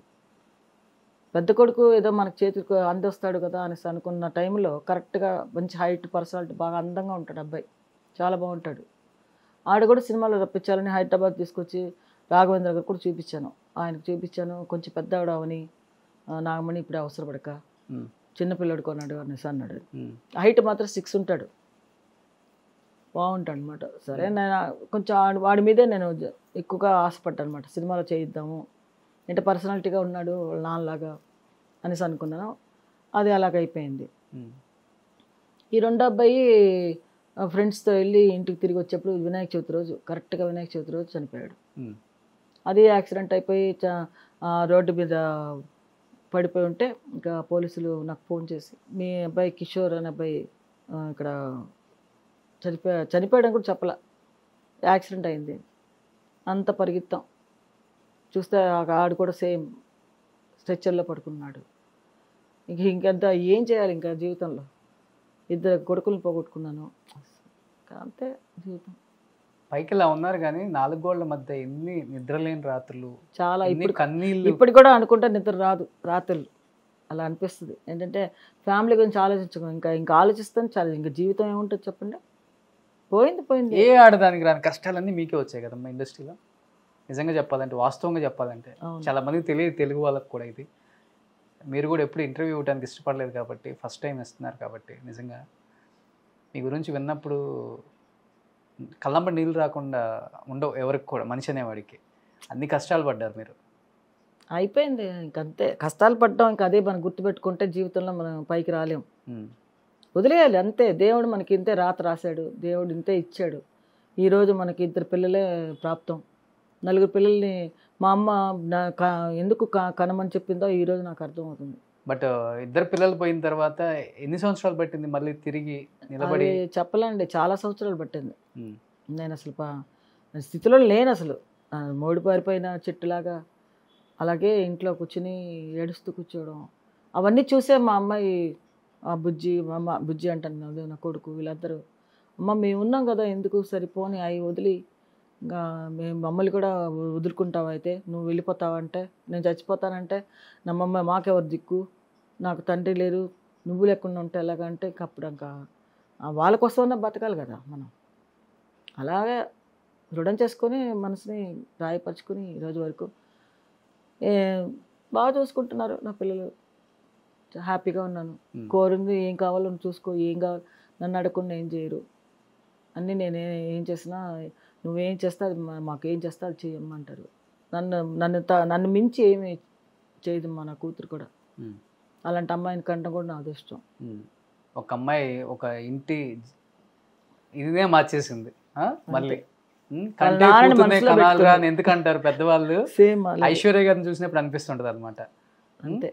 అదే అంటే ఆ అమ్మాయి జీవితంలో అంటే ఫైనాన్షియల్ గా ఇంటిని లేపిందని అది కాదు నేను చెప్తుంది, ఒక ధైర్యం మరి నా ఏం బిడ్డ. చేస్తుంది మనిషి తనకి దెబ్బే వాళ్ళ అన్నంటే ఇష్టం, రెండో అన్నంటే ఇష్టం, పెద్దోడికి చాలా ఇష్టం. అసలు భుజాల మీద వేసుకుని తిరుగుతాడు. వాడు చనిపోవడంతో మా అమ్మాయి అసలు దానికే నాకంటే ఎక్కువ ఏడ్చింది. అదే అన్ని కొట్టుకుని ఏడ్చింది. అంత ఇదిగా ఏడ్చింది ఆ పిల్ల. ఎవరైనా వాడైనా కూడా మా రెండోవాడు మూడోవాడు కూడా అసలు వాళ్ళందరూ అన్నదమ్ములు కదా, అంత ఇదిగా ఏదో పెద్ద ఫ్యామిలీ అవుతుంది అనుకున్నాను నేను. నాకేంట్లే ముగ్గురు మగపిల్లలు ఉన్నారు, ఆడపిల్ల హ్యాపీగా ఉండొచ్చు. ఎవరు కష్టపడి ఎవరు హెల్ప్ చేసినా చేయకపోయినా నాకైతే కుడి భుజం ఎడం భుజం ఇంకేంటి, నాకు ఏం తక్కువ అవుతుంది అలా అనుకుని నేను మైండ్లో ఎన్ని కష్టాలను అనిపించాను అనమాట. తండ్రి పోయినా కూడా సరిపోని ఏం చేస్తాం, మనకి రాత ఇంతే అనుకున్నాం. ఈరోజు మరి వాళ్ళిద్దరు పోయిన తర్వాత మనం ఇంకా అది కూడా దేవుడు వచ్చి దేవుడికి కన్ను కుట్టింది అనమాట. నా సంసారం బాగుపడకూడదు అని అనుకున్నాడు అనేసి అలా అనుకుని ఇంకా దేవుడిని కూడా తిట్టుకుని అన్నీ అయిపోయి జీవితంలో అంతా అయిపోయింది. ఈరోజు ఏదో పిల్లలు పైకి వచ్చారు, వాళ్ళు బాగుంటే చాలు అలా అనుకునే ఉన్నాను. మరి దేవుడిని ఎప్పటి నుంచి పూజిస్తున్నారు? మళ్ళీ చేస్తాం. ఎక్కడ మనం వదులుతాడు ఆయన, వదలడు కదా. అలా అంటాం కోపంలో. అంటే దేవుడు వచ్చి మనకి ఎంత రాశాడో అదే జరుగుతుంది. అవును. ఆయనకి ఇష్టం ఇద్దరు పిల్లలు తీసుకెళ్ళిపోయాడు. నీకు చాలా ఇద్దరు పిల్లలు అనుకున్నాడు. సరే ఆయన మనసులో ఏమనుకున్నాడో మనకు తెలియదు కదా. మన రాత ఇంతే అనుకోవాలి. వాళ్ళకి ప్రాప్తం 20 సంవత్సరాలు ప్రాప్తం ఒక పెద్ద అబ్బాయికి, 23 సంవత్సరాలు ప్రాప్తం చిన్నోడికి. అంటే నా దగ్గర వాళ్ళు ఇంతవరకే ఉండాలని రాసి పెట్టాడు దేవుడు. నిజంగా పూర్వం పెద్దవాళ్ళు ఎందుకు చెప్తారో తెలియదు, పిల్లలే మన ఆస్తి, పిల్లలే మన ఆస్తి. అంతే మరి ఇంకెవరు ఏంటంటే అందరూ పనికి మాలిన ట్రెండ్ ఒకళ్ళు ఉంటే చాలు, వీళ్ళని పోషిస్తే చాలు. ఇప్పుడు ఖర్చులు చూసారా ఎట్లా ఉన్నాయో అనేస్తున్నారు. కానీ నిజంగా పూర్వం అందుకే కదా 10 మంది 12 మంది 15 మంది కూడా ఉంటారు. అదే కదా బలం. నిజంగా గ్రేట్ అమ్మ అసలుకి. ఇది బాగా మైండ్లో పడిపోయింది అనుకుంటా ఐశ్వర్య రాజేష్ గారికి. అంతే తన అన్ని బాధలు చూసింది కదా. వాళ్ళ నాన్న చనిపోవడం, వాళ్ళ అమ్మమ్మ చనిపోవడం, తర్వాత వాళ్ళ అన్నదమ్ములు ఇద్దరు చనిపోవడం, దెబ్బ మీద దెబ్బ కదా. నలుగురు మేమంతా కలిసిగా ఉండేవాళ్ళం. అందరూ మరి ఏదో గూట్లో పిట్టలన్నీ ఎగిరిపోతే ఎలా ఉంటుంది, ఆ గూడు చిన్నదిగా ఏమీ లేకుండా అనాదిగా ఉన్నట్టుగా అయిపోయింది ఫ్యామిలీలో. అలాగా వాళ్ళకి ఏమనిపిస్తుంది అంటే ఇంక మీద మా అమ్మని సుఖపెట్టాలి, మా అమ్మకి బాగా చేయాలి. అలానే ఆ అమ్మాయి మనసులో పడింది. దానివల్ల కూడా ఆ అమ్మాయికి కొంచెం ధైర్యం వచ్చి ఉండొచ్చు. ఓకే. లాస్ట్ పాప కదా అందరికన్నా, లాస్ట్ పాప. ముగ్గురు మగపిల్లలు ఫస్ట్. ఇప్పుడు బాబు ఏం చేస్తున్నారమ్మా? మణికంఠ వచ్చి ఇప్పుడు అంటే అనిమల్ రెస్టో బార్ అని ఒక బార్ పెట్టాడు. తర్వాత రిసార్ట్ ఒకటి తీసుకుని, అది అంటే వేరే వాళ్ళది రిసార్ట్, అది అద్దెకి తీసుకుని అది జరుపుతున్నాడు అనమాట. ఆ రెండు చూసుకుంటున్నాడు. ఇప్పుడు సినిమాలో యాక్ట్ చేయాలనేసి వాడి కోరిక, చేస్తున్నాడు. ఒక సినిమా యాక్ట్ చేస్తాడు, అది నెక్స్ట్ మంత్ రిలీజ్ అవుతుందన్నమాట సినిమా. ఓకే. అదే తెలుగులో చేయాలంటే ఆశ వాడికి. తెలుగులో ఏదైనా మంచి పిక్చర్లు ఏమైనా వస్తే చేద్దామని. అంటే ఇంట్లో కూర్చుంటే రాదురా, ట్రై చేయాలి, తిరగాలి, ఏదైనా ప్రొడ్యూసర్లో ఏమైనా కనుక్కోవాలి, వెళ్ళి తిరుగుతూనే కదా వస్తుంది అని చెప్పాను. అంటే ఈ సినిమా అంటే మన కోదండరామరెడ్డి గారు అబ్బాయిలు ఇక్కడే చేస్తున్నారు కదా మూవీస్ లో, వైభవ్ అను సునీల్ అను. సో వాళ్ళతో పాటు చేశారు కదా. వాళ్ళతో ఫ్రెండ్సే. మామూలు కూడా చాలా ఫ్రెండ్స్. వైభవ్ వైఫ్ వాళ్ళందరూ రోజు ఎప్పుడు వస్తూనే ఉంటారు ఇక్కడికి. వాళ్ళంతా బాగా ఫ్రెండ్స్. వాళ్ళు కూడా తెలుగు కన్నా తమిళ్లో బాగా సూపర్ డూపర్ హిట్ అయిపోయారు. వాళ్ళ నాన్న కోదండరామరెడ్డి గారు తెలుగులో సూపర్ డైరెక్టర్ అయితే వాళ్ళ పిల్లలు తమిళ్లో సూపర్ యాక్ట్రెస్ అయిపోయారు. సో ఇప్పుడు బాబు కూడా యాక్టర్ అయిపోయారు అయితే. సో పెళ్ళి అయిపోయిందా? పెళ్ళి అయింది. ఒక కొడుకు. సో కోడలు ఏం చేస్తారు? కోడలు కూడా తన అదే సీరియల్ అది చేస్తుంది. ఇప్పుడు షూటింగ్ వెళ్ళింది తన. సో మొత్తం cinema industry. So Aishwarya Rajesh గారికి ఎప్పుడు చేయబోతున్నారు పెళ్ళి? మరి చూడాలండి.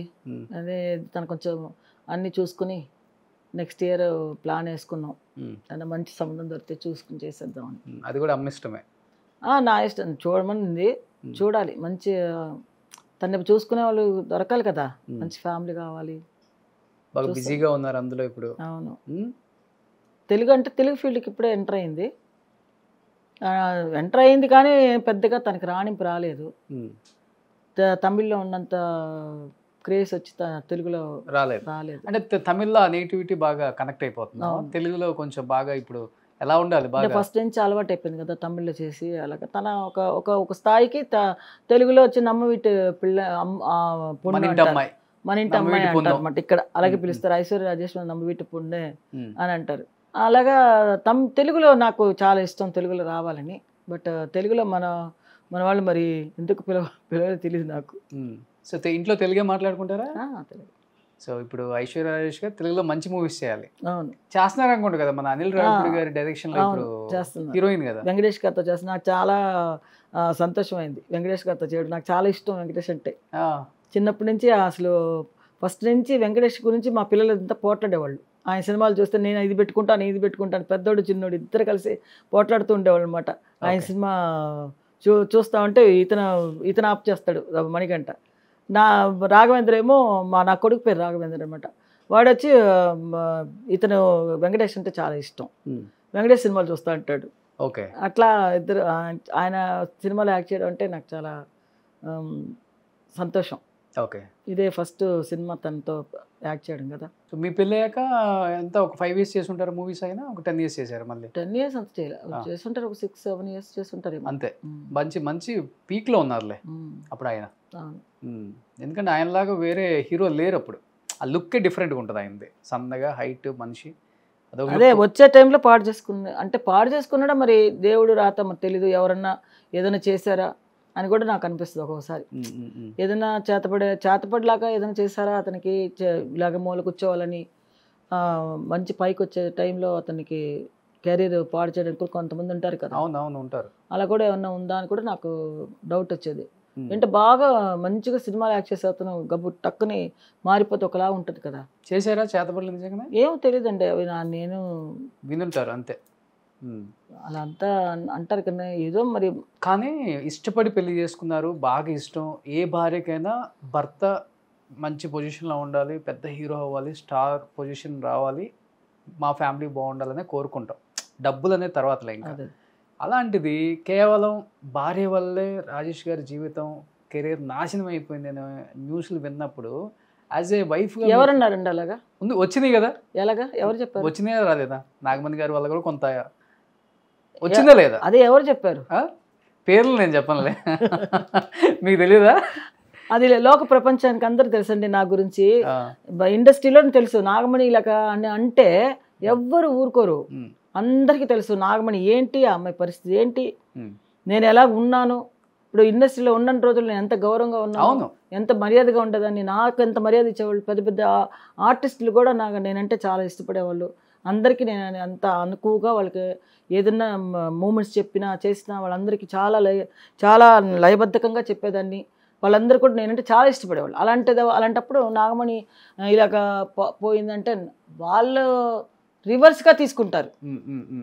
మాట్లాడిన వాళ్ళు ఇష్టం వాళ్ళది. ఇప్పుడు బాధ అనిపించిందా అలా మాట్లాడినప్పుడు? అనిపిస్తుంది. నిజంగా చెప్పండి. కాదు, ఇన్ని దెబ్బలు తిన్న తర్వాత ఇవన్నీ కింద ఇది జూజుబి అండి. నాకు ఇవన్నీ జూజుబి ఏమీ లేదు. చూడండి, ఎవరు ఏం మాట్లాడుకున్నా ఎవరిని ఆప్ చేసే వాళ్ళు ఎవరు లేరు. అవును. ఇప్పుడు నేను పైకి వస్తున్నాను పైకి అలా అంటూనే ఉంటే నేను పైకి వెళ్తూనే ఉంటా. నువ్వు ఏడుస్తూ ఉంటే నేను ఏడవను. ఇప్పుడు చాలామంది ఏమనుకుంటారు, అమ్మాయికి ఎస్ నాకేం తక్కువ అని అలాగే అనుకుంటాను. కానీ మనం ఏంట్రా వీళ్ళు ఇలా మాట్లాడుతున్నారు, వాళ్ళు ఇలా మాట్లాడుతున్నారు అనుకుంటే మనం కుషించిపోవాల్సిందే జీవితంలో. ఎవరిని మనం నమ్ముకుని మనం బతకలేదు కదా, మన జీవితం అంతే. అందుకని ఎవరిని నేను విమర్శించను. ఎవరితోనూ మనం అయిన వాళ్ళు అవనండి, కాని వాళ్ళు కానివ్వండి, ఎవరినా వాళ్ళ ఇష్టం, వాళ్ళది వాళ్ళు అలా అనుకున్నారేమో, అది నాకు అనవసరం. దాని గురించి నేను బాధే పడను. మీ పాప అంటారు కదా, మనకి ఎవ్వరు సపోర్ట్ చేయడు, మనమే సపోర్ట్ చేసుకోవాలి. అంతే, అలాగే అంతే కదా. మనం ఎదగాలంటే మనమే సపోర్ట్ చేసుకోవాలి. ఒకడు వచ్చి ఎవడు మనల్ని లేపడు, ఎవ్వరు లేపరు, మనం లేవాలి అంతే. ఇప్పుడు నా కాలు సరిగ్గా లేవంటే ఎవరు వచ్చి లేపరు. నేనే మెల్లిగా ఏదైనా కర్రో గిర్రో పట్టుకుని లేపితే లేచి మెల్లిగా నడుచుకుని నా స్థానానికి నేను వెళ్ళి కూర్చోవాలి. బట్ సేమ్ మీకున్న మైండ్ సెట్ పాపకి ప్రింట్ అలా వచ్చేసింది అనుకుంటా. జీవితంలో ధైర్యంగా పిల్లలందరికీ ఉండటం, అంతే. నిలబడటం, కష్టపడటం. అది ఉంటేనేనండి, అలా ధైర్యంగా ఉండబట్టే కదా జీవితంలో పైకి రాగలుగుతాము. అందరికీ ఆ ధైర్యం రాదు, ఎందుకంటే అలా అనుభవించేసాం మేము, మా కష్టాలన్నీ అనుభవించేసాం. ఈరోజు అవి తలుచుకొని కూడా తలుచుకోను నేను. ఇప్పుడు మీరు అడుగుతున్నారు కాబట్టి చెప్తున్నా, ఎందుకంటే వేస్ట్, తలుచుకుని వేస్ట్ కదా. ఇప్పుడు జీవితంలో మళ్ళీ తవ్వుకోవడం ఎందుకు అని అనిపిస్తుంది నాకు. ఎవరిని అడిగినా అసలు మా అమ్ములు అయితే, మా ఐశ్వర్య అయితే పాత విషయాలు మాట్లాడకమ్మా అంటది. పాత విషయాలు వద్దు, నువ్వు మాట్లాడద్దు. ఈరోజు నువ్వు ఎలా ఉన్నావు అది చూసుకో, అంతే. నీకేం కావాలి అది తీసుకో. అలా మైండ్ సెట్ చేసేస్తారు ఇంట్లో పిల్లలు కూడా. అమ్ములు అంటారు మీరు ఐశ్వర్యని? ఓకే. మిమ్మల్ని ఏమని పిలుస్తారు? అమ్మానే ఉంటుంది, అమ్మే. సో ఈ రోజు మీరేంటో నువ్వేంటో చూసుకోమ్మా అని చెప్తారు కదా. అమ్మ మంచి మంచి పాప అసలుకి ఏది అమ్మకి అడగకుండా అన్ని మంచి మంచి గిఫ్ట్స్ అనుకుంటా తీసేస్తుంది. అన్ని కావాలా అవి అన్ని. డైమండ్ కదా అది? ఇది డైమండ్, ఇంకా ఇది చిన్నదే ఉన్నాయి డైమండ్స్ అన్ని. జ్యువెలరీ బాగా ఇష్టం, బాగా వేసుకుంటారా? నేను వేసుకుంటాను, తను వేసుకోదు. తనకి జ్యువెలరీస్ అంటే పెద్దగా ఇష్టం, కానీ కొంటాను, అన్ని కొంటాను. అన్ని కొని తీసుకురావడం బ్యాంక్లో పెట్టవే. అది ఒక్కరోజు కూడా వేసుకుని పాపని పోలే. నేను వేసుకుని నా వరకు నేను అనుభవిస్తాను. అదిగా ఏమన్నా సరే అన్నీ ఏమైనా కావాలంటే కొనుక్కో, అన్నీ చేసుకో అంటుంది. సో ఫైనాన్షియల్గా అంతా మీరే చూసుకుంటారు? అన్ని యొక్క బ్యాంక్ అకౌంట్స్ అన్నీ ఆల్వే మనకి. నా ఫినాన్స్ అంటే నాకు ఇంత అమౌంట్ అని ఇస్తుంది, నేను మొత్తం నేను ఇంట్లో ఏమేమి కావాలో అవన్నీ నేను చూసుకుంటాను, మిగతా అంతా తన దగ్గరే ఉంది. సో ఈరోజు ఉన్న హీరోయిన్స్లో టాప్ రెమ్యునరేషన్ కూడా తీసుకుంటున్నారు కదా? ఏమోనండి ఆ విషయం కూడా అవన్నీ పెద్దగా తీసుకుంటారు. తమిళ్లో బాగానే ఇస్తారు అమ్మాయికి. లైఫ్ని ఎంతో చూశారు, ఇంకా ఏది వచ్చినా కూడా పెద్దగా అనిపించదు కదా? అవును, అన్నీ మెట్లు దాటేసాం కదా, ఇంకెందుకు అనిపించుకోవడం. ఒక మెట్టు దాటుకుంటూ వచ్చాము, చిన్న మెట్టు దగ్గర నుంచి పై మెట్టు దాకా వెళ్ళిపోయాం. పై మెట్టు నుంచి మళ్ళీ కింద డబల్న పడకూడదు, ఇంకా ఆ మెట్టు నుంచి మెల్లిగా దిగాల్సిందే, కానీ మళ్ళీ మనం వచ్చి ఎవరి దీనికి మనం వెళ్ళకూడదు. మనం అనుకుంటాం కానీ జ్ఞాపకాలు గుర్తు చేసుకోకూడదని ఉండాలి, అవి కూడా ఉండాలమ్మా. అవి ఎప్పుడు ఉంటూనే ఉంటాయి, కసి అనేది ఇంకా పెరుగుతుంది. అలా కాదండి, అది ఉండబట్టే, ఆ కసి అనేది ఉండబట్టే మనకి ఆ జ్ఞాపకాలు ఎప్పుడు మర్చిపోలేం. కానీ ఏంటంటే 10 మందితో మనం చెప్పుకోవడం వేస్ట్ అంటున్నా. ఇప్పుడు చెప్పుకున్న దానివల్ల మనకి ఏంటి, చెప్పుకుందే చెప్పుకోవడం ఎందుకు? ఇప్పుడు ఏం ఆర్చేది తీర్చే అయిపోయింది. ఇప్పుడు ఎన్నో సంవత్సరాలు అయిపోయింది, అన్ని బాధలు పడ్డాం, అయిపోయింది. ఇంక బయటకు వచ్చేసాము, ఇక నెట్టుకుని రావాలి అంతవరకే. ఇంకేంటంటే చాలు, మనకున్న వరకు చాలు. ఏదో దేవుడు ఇచ్చాడు, ఆ దేవుడు ఇచ్చినంత వరకు మనం తృప్తి పడాల్సింది. Very happy.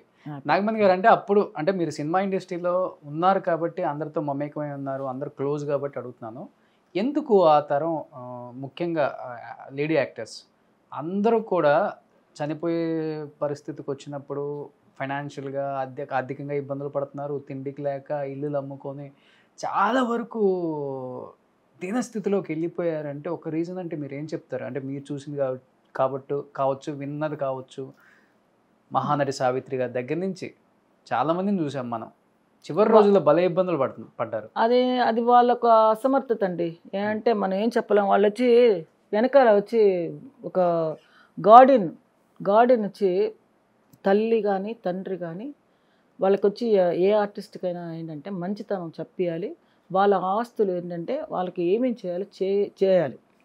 అది చేసేది ఎవరు? పెద్దలు. అవును, అమ్మ నాన్న. ఇప్పుడు నువ్వు చాలా లక్షలు కోట్లు సంపాదించేసి అలా పడేసావు అనుకోండి, అవి ఎవడన్నా తీసుకెళ్ళిపోతాడు. అలాంటప్పుడు వాళ్ళు ఏమవుతుంది, భిక్షం ఎత్తుకోవాలి, అడుక్కు తినాలి, లేకపోతే రోడ్ల పడాలి, లేకపోతే తాగుబోతులు అవ్వాలి, ఆస్తులు అమ్ముకోవాలి, అలా అయిపోతుంది జీవితం. ఎప్పుడైనా సరే తల్లిదండ్రులు కొంత అందరూ అలా ఉంటారు అని నేను అనుకోను. బట్ తల్లిదండ్రులు కూడా మోసం చేసేవాళ్ళు కూడా ఉన్నారు. మనం బాగానే పోయింది పాపం, అలాగే చేశారు. ఇప్పుడు ఏంటంటే కొంతమంది వచ్చి శ్రద్ధ ఉండాలి. ఆస్తులు సంపాదించుకుంటే చాలదు, దాన్ని జాగ్రత్త చేసుకోవాలి. అది ఆ రోజులో ఆర్టిస్టులు అంతా ఏంటంటే అశ్రద్ధగా ఉండేవాళ్ళు. ఈ రోజులో పని మీద ఎక్కువ ధ్యాస, కంటిన్యూగా పని మీద వర్క్ చేయడం, మనం వాళ్ళు చూసుకుంటారులే అని ఒక అశ్రద్ధ, వాళ్ళు ఏం చేస్తున్నారో వాళ్ళకి తెలియక. ఈ రోజుల పిల్లలు అలా లేరు, చాలా తెలివిగా ఉంటారు. ఇప్పుడు ఎవరైనా సరే సంపాదించేది ఏం చేసావు, ఏం చేస్తున్నాం, మనం ఏం కొనుక్కుందాం, ఇలాగ ఉంటుంది. ఇప్పుడు ఏదన్నా అంటే మనకి రేపొద్దున ఏమన్నా వస్తుంది, ఎంత వస్తుంది, మనం ఇంత పెడుతున్నాం, ఇంత పెట్టుబడి పెడుతున్నాం, ఈ పెట్టుబడి మనకి ఎంత వస్తుంది అలా ఆలోచిస్తున్నారు ఇప్పుడు ఈ ఉండే జనరేషన్. ఇప్పుడు ఎవరు ముందులాగా తాగేసేసి రోడ్ల పడటం, అమ్మాయిలు కానీ అబ్బాయిలు కానీ వీళ్ళంతా ఏంటంటే జాగ్రత్త ఉన్నది ఇప్పుడు ఆర్టిస్టులకి. ఏ సీరియల్కి వెళ్ళినా కూడా బతుకోగలరండి, ఆ రోజుల్లో అలా లేదు కదా. సీరియల్ లేవు, టీవీలు లేవు, సరైన ఇది పోర్షన్ ఉండేది కాదు, వాళ్ళకి ఏం చెప్పించేవాళ్ళు ఎవరు లేరు, అందువల్ల వాళ్ళ జీవితాలు అలా అయిపోయినాయి. ఈ రోజుల్లో ఏంటంటే అందరూ చాలా తెలివిగా ఉన్నారు. అంటే మీరు ఒక డాన్సర్గా చేశారు కాబట్టి సిల్క్ స్మిత గారు అంటేనే డాన్స్ అంటేనే సిల్క్ స్మిత అంటాం. అంటే జ్యోతిలక్ష్మి జయమాలిని ఎంతమంది ఉన్నా కూడా ఆమెకంటూ ఒక సపరేట్ ట్రాక్ ఉండేది. అవును, మీరు ఆమెతో పాటు వర్క్ చేస్తున్నారు, ఏం చెప్తారు సిల్క్ స్మిత గారు? అంటే ఎంత వైభోగం చూశారు చివరి రోజుల్లో. ఆమె చనిపోయింది కొంతమంది ఆర్టిస్టులు చెప్తుంటే మనకి కళ్ళకు కట్టినట్టు కనపడుతుంది. అంటే ఒక స్ట్రెచర్ మీద గవర్నమెంట్ హాస్పిటల్ కింద పడుకోబెట్టారు, ఈగలు దోమలన్నీ వాళ్తుంటే. అంటే ఏ శరీరం కోసం అయితే ఆమె అంత శ్రద్ధ తీసుకుందో అలాంటి ఒక శరీరం అలా పడేసి ఉంది అని చెప్పేసి అన్నారు. మీరేం చెప్తారు ఆమె గురించి? అసలు అది ఏం చెప్పగలం చెప్పండి, ఏం చెప్పలేం. అలాంటి పరిస్థితి అంటే వాళ్ళు చేతులారా చేసుకున్నదే అవి. వాళ్ళు ఇష్టంగా పెళ్ళిళ్ళు చేసుకోవడం, భర్త సరిగా లేకపోవడం. పెళ్ళయింది అప్పటికి? పెళ్ళయింది, డాక్టర్ ఎవరైనా పెళ్లి చేసుకున్నట్టుంది. వాళ్ళు సరిలేడాడు, కొన్ని స్ట్రగుల్ అయిపోయింది అమ్మాయి, బయటికి రాని పరిస్థితి, ఏదో వాళ్ళిద్దరిలో గొడవలు అవన్నీ చాలా జరిగినట్టున్నాయి. అనుకునేవాళ్ళు ఆ రోజుల్లో అలాగా. చనిపోవడం కూడా తెలియలే, అదే బాగానే ఉండిందంట. మన దేవిప్రసాద్ వాళ్ళ అమ్మగారికి నాకు ఫ్రెండ్ ఆవిడ దగ్గరికి వచ్చి గాజులన్నీ చూపించిందంట. ఈ గాజులు కొనుక్కున్నాను, వాళ్ళ ఇల్లు పక్కనే ఎదురుగుండనే దేవిప్రసాద్ ఇల్లు అని వాళ్ళ ఇల్లు. అప్పుడే ఒక డజన్ గాజులు ఏవో డైమండ్ గాజులు కొనుక్కుందంట అమ్మాయి. కొనుక్కుని తీసుకొచ్చి ఆవిడకి చూపించిందంట. చూపించి లోపలికి వెళ్ళిన తర్వాత చనిపోయిన మా వార్త వచ్చింది. అది ఎలాగా అనేది తెలియలే. ఓకే, నాకు అంతగా తెలియదు నాకు వాళ్ళ సంగతి, ఎందుకంటే నేను అంత టచ్లో లేను. నేను అంత సినిమాలోంచి వచ్చిన తర్వాత నేను ఎవరిని పెద్దగా వెళ్ళి టచ్ చేయలేదు అనమాట. సెట్లు ఎలా ఉంటారు అసలు? బాగానే ఉంటుంది మూమెంట్స్ అసలు. అంటే ఆమెకు డాన్స్ రాకపోయినా ఎక్స్ప్రెషన్ తో లాక్కొనొచ్చు. పక్క వాళ్ళకి ఆ గౌరవం అవన్నీ ఇస్తుంటారు బాగానే. బట్ ఇప్పుడు మీరేమన్నా ఇండస్ట్రీకి వచ్చే అవకాశం ఉంది ఇప్పుడు మళ్ళీ? రానండి, నాకు ఇంకెందుకండి, అందరు ఇండస్ట్రీలోనే ఉన్నారు. అదే నేను ఇంక రాను, నాకెందుకు. నాకేదో రామకృష్ణ ఇంట్లో కూర్చొని హ్యాపీగా ఏదో కూర్చుంటాను, నా ఫ్రెండ్స్ ఎవరైనా వస్తే మాట్లాడుకుంటాను. కానీ ఎంతో ఇష్టం కదా ఇండస్ట్రీ, ఇష్టమైన ఇండస్ట్రీ వదిలేసేసాను. ఇంకేంటి, ఎందుకు ఇంకా ఇంట్రెస్ట్, నా కూతురు వస్తుంది చాలు అంతే. ఇంకా అతను మా అబ్బాయి వచ్చాడు అనుకోండి, ఇంకా అంతకంటే ఇంకేం కావాలి చాలు. ఇప్పుడు కూతుర్ని మీలోనే చూసుకుంటూ హ్యాపీగా ఉన్నారు అంతే. ఒక రకంగా చెప్పాలంటే మీ ఇష్టాన్ని తను ఫీల్ చేశారని చెప్పుకోవచ్చు. అంతేనా? నిజంగా గ్రేట్ అండి. ఇండస్ట్రీకి మీ హస్బెండ్ ఎన్నో మంచి సినిమాలు చేశారు, మీరు చాలా సినిమాలకి డాన్స్ చేశారు, మీరేంటో ప్రూవ్ చేసుకున్నారు. అంటే మీరు ఆఫ్ స్క్రీన్ ఉంటారు కాబట్టి మీరేంటో చాలామంది తెలియదు కాబట్టి మళ్ళీ ఒకసారి మిమ్మల్ని స్క్రీన్కి పరిచయం చేద్దామన్న ఒక చిన్న ప్రయత్నమే. బట్ ఇన్ని సంవత్సరాల తర్వాత మళ్ళీ నా ఇంటి నుంచి మా ఆయన వారసత్వం నిలబెట్టే వాళ్ళు ఎవరు లేరు అనుకున్న ఒక టైంలో ఐశ్వర్య రాజేష్ గారు వచ్చారు, తను ఏంటో ప్రూవ్ చేసుకున్నారు, ది బెస్ట్ మూవీస్ చేశారు. అండ్ తను చేసే క్యారెక్టర్స్ నిజంగా చెప్తున్నాను, మన ఇంటి పక్కన అమ్మాయో మన ఇంట్లో అమ్మాయో చేసినట్టే ఉంటుంది. కానీ ఒక హీరోయిన్ మెటీరియల్ అవునా అని మాట్లాడే వాళ్ళకి కరెక్ట్ సమాధానం చెప్పారనమాట. ఇలాంటి ఒక హీరోయిన్ కదా మనకు కావాల్సింది. ఎంతోమందిని చూసాం, ఇలాంటి ఒక హీరోయిన్ చూడలేదు అనుకున్న టైంలో తను వచ్చారు, తనేంటో ప్రూవ్ చేసుకున్నారు, మంచి మూవీస్ చేస్తున్నారు. అండ్ మీరైతే ఇప్పుడు చాలా హ్యాపీగా ఉన్నారు. చాలా హ్యాపీగా, అదే మాకు కూడా హ్యాపీ. బట్ తెలుగులో ఎప్పుడు మీరు ఇంటర్వ్యూస్ ఇవ్వలేదు కాబట్టి చాలాసార్లు అడిగి ఒప్పించి చాలా మంచి విశేషాలు ఆడియన్స్కి షేర్ చేస్తున్నారు మేడం. నిజంగా థ్యాంక్ యూ సో మచ్. ఏం చెప్పాలనుకుంటున్నారు ఒకసారి తెలుగు ప్రేక్షకులకి? తెలుగు ప్రేక్షకులందరికీ కొంచెం అభిమానంతో మా అమ్మాయిని మంచిగా మీలో ఒక మనిషిలాగా చూసుకోండి. ఆ అమ్మాయికి కూడా మంచి భవిష్యత్తు తెలుగులో చేయాలని నాకు చాలా ఆశ. తెలుగులో కూడా ఆ అమ్మాయి వస్తే నాకు చాలా సంతోషం. అంటే తమిళలో ఆల్రెడీ తన మంచి ప్రూవ్ చేసుకుంది, తెలుగులో కూడా ఇంకా బాగా ప్రూవ్ చేసుకోవాలి నేను మంచి ఆర్టిస్ట్ అని చెప్పేసి. ఎందుకంటే పాతకాలంలో సౌందర్య వీళ్ళందరూ అలాంటి ఆర్టిస్టే మా అమ్మాయి కూడా. అవును, అంటే ఆ అమ్మాయి వెళ్ళిపోయిన తర్వాత, సౌందర్య వెళ్ళిపోయిన తర్వాత అలాంటి క్యారెక్టర్లకు మళ్ళీ ఎవరు రాలేదు. అలాగా ఐశ్వర్య రాజేష్ వస్తే సంతోషం, దానికే నేను వెయిట్ చేస్తూ ఉన్నాను. సో రాజేష్ గారి పేరు నిలబెట్టడానికి ఇండస్ట్రీకి వచ్చి మంచి క్యారెక్టర్స్ చేస్తున్నా ఐశ్వర్య రాజేష్ గారికి నిజంగా తెలుగు వాళ్ళ బ్లెస్సింగ్స్, తెలుగు వాళ్ళ తెలుగు డైరెక్టర్స్, తెలుగు ప్రొడ్యూసర్స్ ఎప్పుడూ కూడా మంచి క్యారెక్టర్స్ ఇవ్వడానికి సిద్ధంగానే ఉంటారమ్మా. And thank you so much. And ఒక మంచి ఇంటర్వ్యూ ఇచ్చినందుకు మాకు థ్యాంక్స్.